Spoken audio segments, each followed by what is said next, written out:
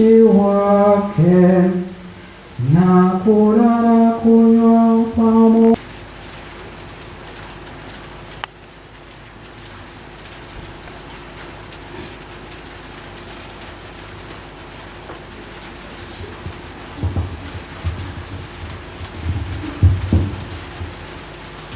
Mathayo 24 mstari wa 45 hadi 47.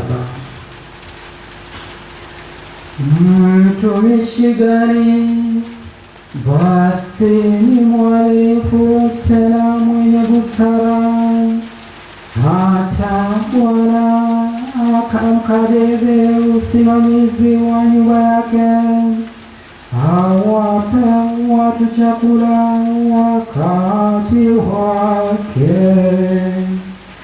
Mwenye heri mtumishi ambaye bwana wake atakapokuja atamkuta katika kazi hiyo.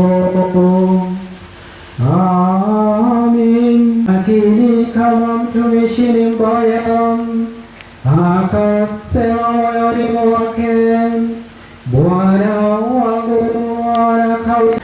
Nina furaha kubwa kabisa kumwona Honorable Moses Wetangula, spika wetu,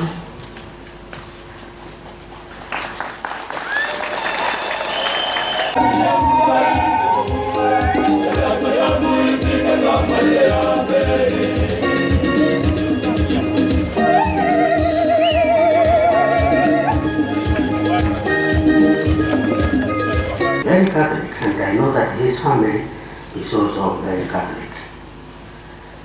So those who are asking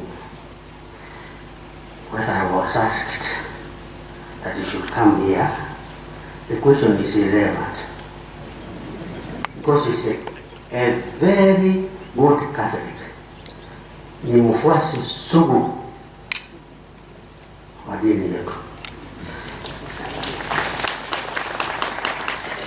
And as we were talking the other day with him, the Catholic Church is a government. The government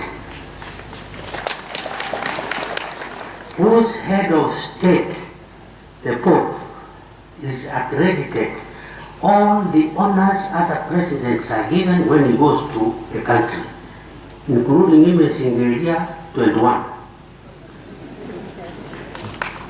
to show that actually the Catholic Church is the government, but it's also a church. And I think it is the only church which is accrediting ambassadors to every country. Others don't have. So our ambassador here is the nuncio. He's called the nuncio. In that way, then it is a universal church, and it can go anywhere. Mula ni mula leo, mula kesho ni Mungu. So this moment, it hits you very hard that you have to recognize reality the way it is, and the way it has touched you, and the way you have touched it, and the way you have traveled in reality.